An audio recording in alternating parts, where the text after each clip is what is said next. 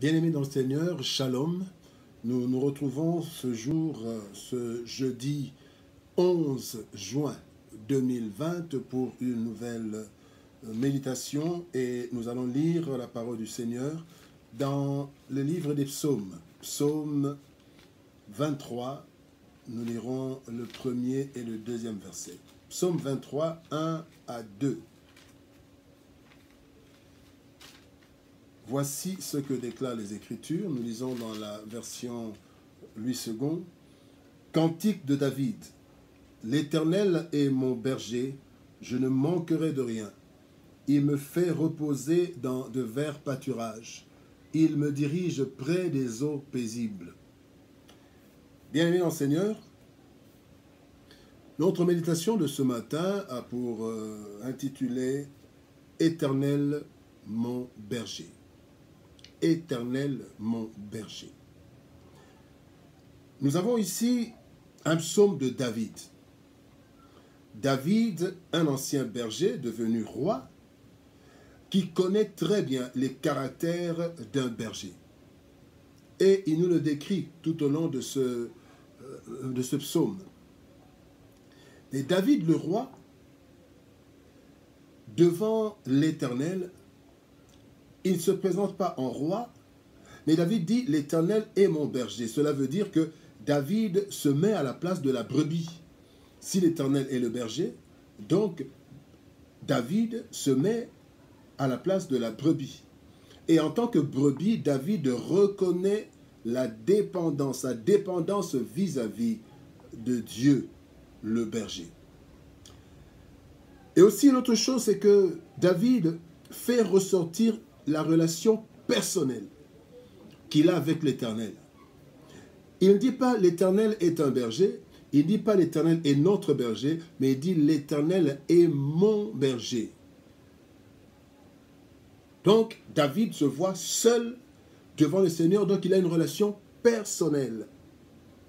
Et enfin, David relève le caractère suffisant de Dieu. L'Éternel est mon berger.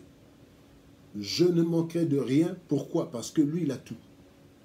Et donc, bien aimé, ces quatre éléments, d'abord que David, en tant qu'ancien berger, connaît bien le berger et il donne ici les caractères. David, roi, mais il s'abaisse au niveau de brebis. Il est roi, mais il est brebis. David parle de l'Éternel dans une relation personnelle, pas une relation générale.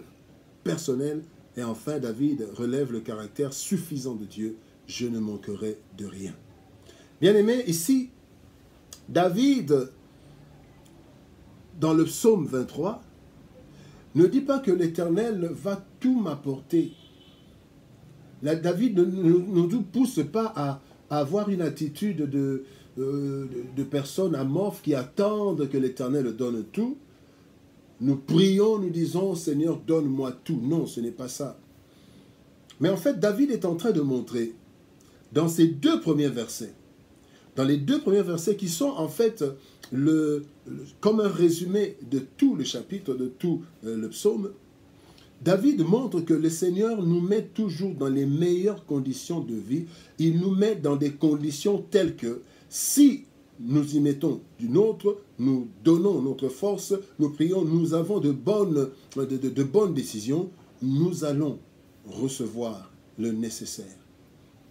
Il dit, l'Éternel est mon berger, je ne manquerai de rien. Verset 2, il me fait reposer dans de verts pâturages, il me dirige près des eaux paisibles. Donc le Seigneur me conduit où? Dans de verts pâturages et près des eaux paisibles. Et quand une brebis est amenée dans les verts pâturages, et près des eaux paisibles, le berger ne va pas lui faire boire de l'eau. Le berger ne va pas couper l'herbe pour donner à la brebis. La brebis, maintenant, c'est à la brebis de brouter l'herbe et de prendre de l'eau. Et quand vous voyez tout le reste, le temps de danger, le temps devant les adversaires, l'onction du Seigneur, ce que nous voyons dans la suite, et tout cela, David est en train de montrer que l'Éternel nous donne les conditions nécessaires pour percer. Et cela, nous voyons dans 2 Pierre chapitre 1er verset 3, la Bible dit « Comme sa divine puissance nous a donné tout ce qui contribue à la vie et à la piété, au moyen de la connaissance de celui qui nous a appelés par sa propre gloire et par sa propre vertu. Et donc, la Bible dit que sa divine puissance nous a donné tout ce qui contribue à la vie et à la piété. Dans le jardin d'Éden, Dieu avait déjà bien préparé le monde, la terre, le jardin, avec les eaux, avec l'or, avec tout. Et quand il a préparé, il a mis l'homme. Mais l'homme n'a pas su profiter de cela. L'homme a fait des dégâts et finalement il a été chassé. Et bien aimé, le Seigneur, pour nous qui croyons en lui, pour nous qui croyons au Seigneur Jésus, le Seigneur nous donne les opportunités. Il nous donne les possibilités. Et par la prière, par le travail, par des recherches, par plusieurs choses, mais autour de nous, le Seigneur met déjà les conditions favorables pour que le chrétien, la chrétienne aille de l'avant. Voilà pourquoi il est parlé de deux choses essentielles, le vert pâturage et les eaux paisibles. Le vert pâturage assure la nourriture de la brebis et les eaux paisibles assurent que la brebis se désaltère et ne meurt pas de soif. Et ici, nous voyons donc que le berger, maintenant, ce qu'il fait, il nous conduit.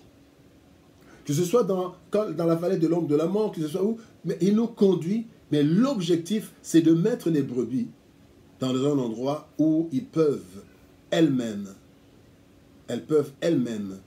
brouter de l'herbe et boire de l'eau. Et Dieu nous donne ces conditions. Jésus-Christ, le bon berger, la Bible dit dans Jean chapitre 10, verset 11, c'est le Seigneur Jésus-Christ qui dit, il dit, « Je suis le bon berger donne sa vie pour ses brebis. » Parce qu'il les amène parfois dans des endroits dangereux. Souvenez-vous de David. David dit, « Quand j'étais en train de perdre le troupeau de mon père, quand le lion venait, quand l'ours venait, quand ils attaquaient, David a tué le lion, David a tué l'ours, il a donné sa vie. » Voilà pourquoi David, ayant vu que lui, il a donné sa vie, il a risqué sa vie pour ses brebis, il voit maintenant Dieu, le bon berger. Comment ne ferait-il pas tout? Je ne manquerai de rien. Ce dont j'ai besoin ici et maintenant, le Seigneur me le donne, ou le Seigneur me donne l'opportunité de travailler pour avoir cela. Nous avions dit le dimanche, nous ne devons pas cultiver la loi du moindre effort, c'est la loi de l'effort. Dieu nous met dans des conditions. Bien aimé, tout ce que l'homme a trouvé, l'homme a inventé. En fait, il a inventé à partir de ce que Dieu avait mis. La voiture, l'avion, les téléphones, les caméras, tout cela, toutes ces choses étaient déjà dans la nature. Dieu avait déjà fait ces choses. À l'homme maintenant de prendre ces éléments, de les transformer. Et donc, le Seigneur nous amène dans des verts pâturages. Et les verts pâturages, si nous voulons aller un peu plus loin, bibliquement ou spirituellement parlant, la nourriture solide, c'est la parole de Dieu. Or, Josué chapitre 1er verset 8 dit que ce livre de la loi ne s'éloigne pas de ta bouche, médite-le jour et nuit, et il dit c'est ainsi que tu réussiras si tu suis tout ce que le Seigneur te demande. Et le Saint-Esprit est représenté par l'eau. Et nous pouvons dire que même dans ce niveau-là, quand nous avons la parole de Dieu, que nous serrons en nous et que nous méditons, nous la mettons en pratique et que nous avons l'assistance du Saint-Esprit, bien aimé, voilà que nous rentrons dans 2 Pierre 1,3. Sa divine puissance nous a donné tout ce qui contribue à la vie et à la piété. Parce qu'en tant qu'homme, quand nous lisons la parole de Dieu, nous la méditons, le Seigneur nous ouvre les yeux, le Saint-Esprit nous oriente et la force que nous avons nous fait aller de l'avant. Dieu a choisi Gédéon, Dieu a dit à Gédéon, va avec la force que tu as. Donc il y avait déjà une force en Dieu. Et c'est ce qu'il y a. Maintenant Dieu nous donne, disons, l'environnement propice pour que nous puissions avoir. L'Éternel est mon berger, je ne manquerai de rien. Parce qu'il met à ma disposition des choses, quand je les transforme, je m'habille, quand je les transforme, je mange, quand je les transforme, j'entre dans l'avion, quand je les transforme, et tout cela, c'est Dieu qui a déjà mis. Nous ne manquerons de rien. Qu'est-ce qui manque à la terre pour faire telle chose? Peut-être aujourd'hui on n'a pas découvert, mais avec le temps on va découvrir plusieurs choses. Nous allons aller peut-être à la Lune. Quand les gens sont allés à la Lune, c'était un peu comme un rêve, mais l'Éternel est mon berger. Et si nous voulons rappeler les 4 choses que Dieu nous montre, que David nous montre à travers le premier verset, la première chose, c'est que le berger est celui qui conduit les brebis. Et nous, si nous nous mettons comme brebis à notre place, Dieu va nous conduire. Mais si nous refusons d'être des brebis et que nous voulons être des loups, le Seigneur ne va pas nous conduire. Le Seigneur Jésus-Christ dit, toujours dans Jean 10, il dit, « Mes brebis connaissent ma voix et elles me suivent. » Parce qu'elles savent que Jésus-Christ les conduit dans des verts pâturages, dans des endroits où ils vont s'épanouir. La deuxième chose, nous avons dit, la deuxième chose, donc, nous nous mettons à la place, nous sommes des brebis, et le Seigneur est le berger. Et la troisième chose, c'est que nous devons dépendre de Dieu, en tant que brebis, dépendre de Dieu. Quatrième chose, nous devons avoir une relation personnelle. L'Éternel est mon berger. Personne n'est en train de vivre la vie d'une autre personne. Chacun de nous a une vie unique. Et nous, notre vie unique, c'est notre Dieu, personnellement, qui a décidé et qui nous met dans des conditions telles que quand nous travaillons, lui, il nous bénit. Et enfin, nous devons savoir que Dieu est le maître des temps et des circonstances, mais aussi, il est celui à qui appartient l'or et l'argent. La terre entière lui appartient. Et la terre est tellement riche, on n'a pas encore fini d'exploiter toute la terre avec toutes les richesses. On découvre des richesses. Quand nous étions à l'école secondaire, il y a des métaux qui sont des matières précieuses qui sont découvertes aujourd'hui, dans notre pays, en RDC, que nous n'avions pas étudiées. Et ce n'est pas tout. Parce que Dieu, nous n'avons pas encore tout découvert. Bien-aimé, le Seigneur est mon berger. L'Éternel est mon berger. Je ne manquerai de rien. Il me conduit dans les verts pâturages. Il me dirige près des eaux paisibles. Que Dieu nous bénisse. Shalom. Et par la grâce de Dieu, nous nous retrouvons demain, vendredi 12 juin, pour notre dernière méditation de cette semaine. Au revoir.